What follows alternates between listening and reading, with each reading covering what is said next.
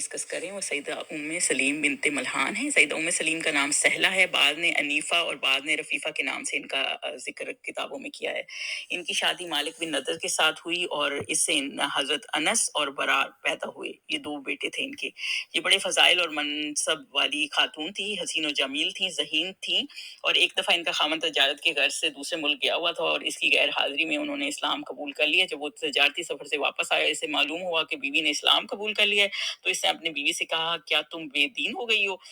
تو انہوں نے کہا میں بے دین نہیں ہوئی، میں تو ایمان کی طرف آ گئی ہوں۔ اور یہ جواب سن کر وہ دھمکیاں دینے لگا، لیکن سلیم نے خاوند کی ناراضگی کی پرواہ نہ کی، کیونکہ وہ اللہ اور اللہ کے رسول کی رضا پر راضی تھی اور اس کو اوپر رکھا۔ اور سیدہ سلیم کو اپنے بیٹے کی تربیت پر متوجہ ہو گئی، اور انہیں ایک دن اپنے بیٹے کو وہ ایک کلمہ لا الہ الا اللہ محمد رسول اللہ صلی اللہ علیہ وسلم سکھا رہی تھیں، تو ان کے شوہر نے سن لیا اور انہوں نے کہا کہ تم میرے بیٹے کو خراب کر رہی ہو، جبکہ انہوں نے کہا کہ نہیں، میں تو اس کو تعلیم دے رہی ہوں ایمان کی۔ سیدہ سلیم اور اس کے خامند کے درمیان اختلافات روز بروز بڑھتے ہی چلے گئے۔ اس نے تنگ آ کر اپنی بیوی کو دھمکیاں دینی شروع کر دی کہ اگر یہی صورتحال رہی تو میں تم لوگوں کو چھوڑ دوں گا۔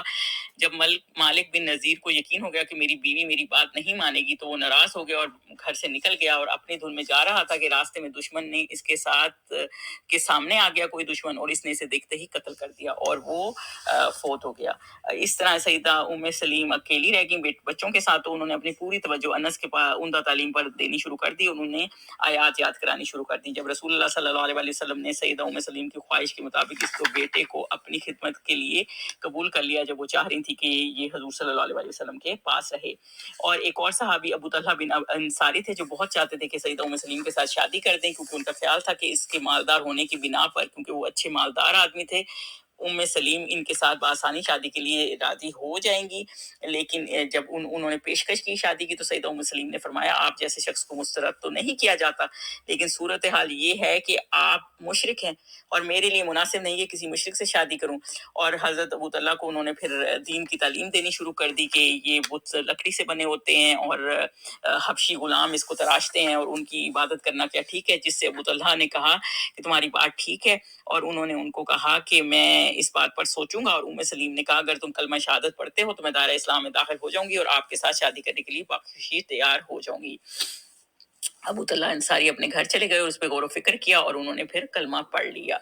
اور اس طرح یہ وہ خوش قسمت صحابیاں ہیں جنہوں نے اپنے شوہر کو دین کی طرف لانے میں بہت اہم ہونے والے شوہر کو دین کی طرف لانے میں بہت اہم کردار ادا کیا ہے۔ سیدہ سلیم کا مہر سب سے زیادہ انوکھا تھا، اور وہ کیا تھا؟ اور وہ اسلام تھا۔ اور اس کے بعد سیدہ سلیم ابو طلحہ کی فراخ دلی سے اور بہت زیادہ خوش تھیں، کیونکہ وہ بہت زیادہ نیک دل انسان تھے اور بہت زیادہ اللہ کی راہ میں دیتے تھے۔ وہ اپنے خاوند کی سخاوت سے خوش ہوا کرتی تھی، اور خود بھی ان کی سخاوت کے ساتھ شریک ہوا کرتی تھی۔ اور سیدہ سلیم جو ہیں، وہ ایک دفعہ حضرت انس بن مالک کا بیان ہے کہ رسول اللہ صلی اللہ علیہ وسلم میری والدہ سیدہ سلیم کے پاس اکثر تشریف لایا کرتے تھے، اور ان سے بہت ساری احادیث بھی روایت ہیں۔ اور سیدہ سلیم کو اکثر آپ کو کھانے پر بھی مدعو کیا کرتی تھی، اور زیارت کے ان اوقات میں وہ رسول اللہ صلی اللہ علیہ وسلم کی برکات سے فائدہ مند ہوتی تھی۔ سیدہ سلیم جو ہیں، وہ ایک بہت ہی سمجھدار خاتون تھی، اور ابو طلحہ کا بیٹا جو سلیم سے تھا وہ فوت ہو گیا۔ سلیم نے اپنے گھر والوں سے کہا کہ تم ابو طلحہ کو بیٹے کی وفات کے بارے میں نہ بتانا، کیونکہ وہ باہر گئے ہوئے تھے اور بہت سفر سے آ رہے تھے، تو میں ان کو خود بتاؤں گی۔ جب ابو طلحہ گھر آئے تو سلیم نے ان کی خدمت میں شام کو کھانا پیش کیا اور اچھے سے ان کو آرام کرنے دیا۔ جب وہ آرام کر چکے اور خوش ہو گئے، تو حضرت ابو طلحہ کو انہوں نے سلیم نے کہا کہ آپ کا کیا خیال ہے اگر کچھ لوگوں نے کوئی چیز ضمانت کے طور پر رکھی ہو اور پھر وہ چیز کو واپس لینے کا مطالبہ کر دیں، تو کیا وہ ان کو واپس دے دینی چاہیے چیز؟ تو انہوں نے کہا ظاہری سی بات ہے، جن کا حق ہے ان کو واپس دے دینی چاہیے تھی۔ تو پھر انہوں نے بتایا کہ ہمارا بیٹا تھا جو اللہ تعالیٰ کی امانت تھی، اور وہ اللہ تعالیٰ نے اپنے پاس بلا لیا۔ جس پہ ابو طلحہ نے یہ بات حضور صلی اللہ علیہ وسلم کو بتائی، تو حضور صلی اللہ علیہ وسلم نے سیدنا ابو طلحہ اور ان کی بیوی کے حق میں برکت کی دعا کی، اور اس کے بعد ان کا ایک اور بیٹا پیدا ہوا جس کا نام انہوں نے عبداللہ رکھا۔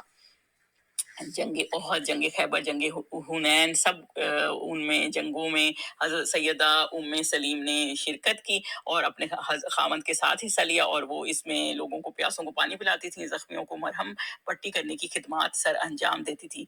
ग़ज़वा खैबर में सैयदा उम्मे सलीम रसूलुल्लाह सल्लल्लाहु अलैहि वसल्लम के हमरा थी। जब आप सल्लल्लाहु अलैहि वसल्लम सफ़िया बिनते हई के साथ शादी में मुंसलिक हुए थे, तो सैयदा उम्मे सलीम ने सफ़िया बिनते हई को दुल्हन बनाया और उनको सजाया था। सैयदा उम्मे सलीम को ये शहादत भी हासिल थी कि उन्होंने रसूलुल्लाह सल्लल्लाहु अलैहि वसल्लम का कुर्ब और खुशनुदी हासिल की हुई थी, और इनको ये भी शर्फ हासिल था कि रसूलुल्लाह सल्लल्लाहु अलैहि वसल्लम कई मरतबा इनके घर तशरीफ लाए। सैयदा उम्मे सलीम को अहादीस से रसूल रिवायत करने की भी शहादत हासिल थी। उन्होंने नबी करीम सल्लल्लाहु अलैहि वसल्लम से 114 अहादीस रिवायत की हैं, जिनमें से बाज़ अहादीस इमाम बुखारी और मुस्लिम में भी नकल की गई हैं।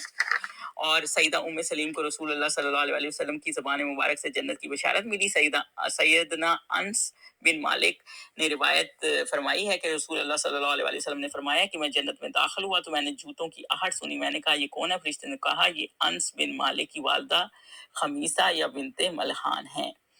और इसी तरह एक दूसरी रिवायत में मोहम्मद बिन मकदर जाबिर बिन अब्दुल्ला के हवाले से बयान करते हैं कि रसूलुल्लाह सल्लल्लाहु अलैहि वसल्लम ने फरमाया, मुझे जन्नत दिखलाई गई, मैंने इसमें अबू तल्हा की बीवी को देखा, फिर मैंने जूतों की आड़ सुनी तो वो बिलाल थे।